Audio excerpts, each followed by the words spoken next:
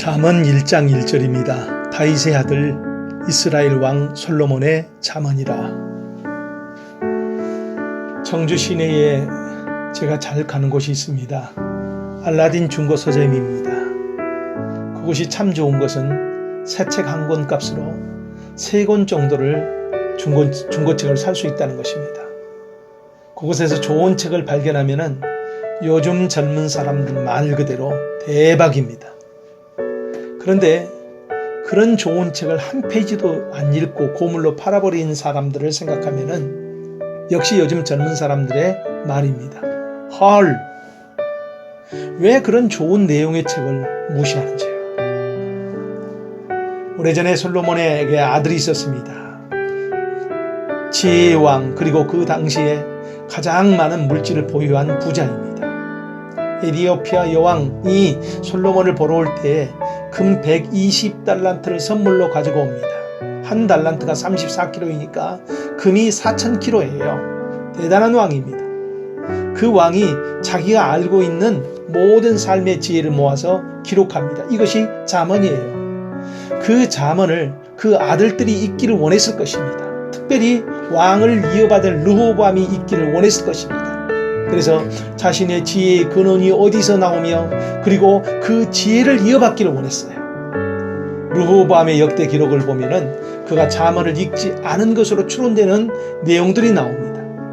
나라가 문제가 생길 때 나이 든 사람의 지혜를 거절하고 젊은 사람의 의견을 따르는 백성 앞에서 오만하고 방지한 태도를 갖는 그런 모습은 솔로몬의 잠언의 내용과 정반대됩니다.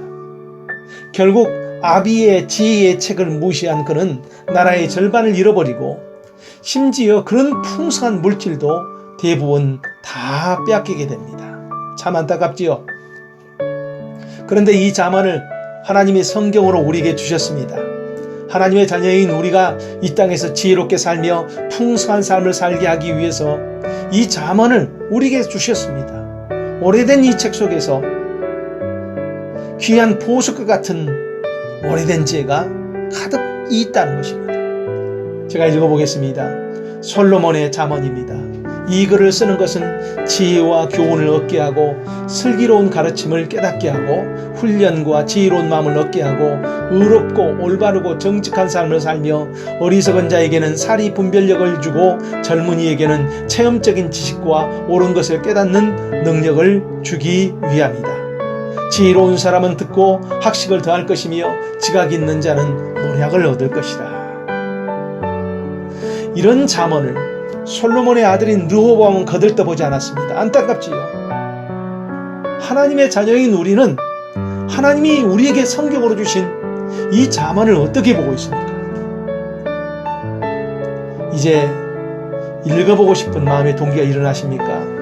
31장으로 되어 있어서 마음 먹으면 1시간 안에도 읽을 수가 있습니다. 31장으로 되어 있기 때문에 하루에 한 장씩 읽고 묵상하기 하면서 보내기에 좋다고 합니다.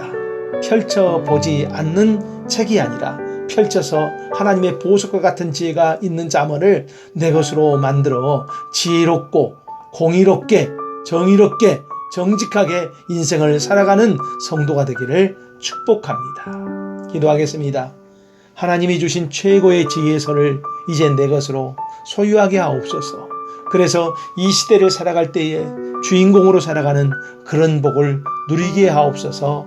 예수님 이름으로 기도합니다. 아멘.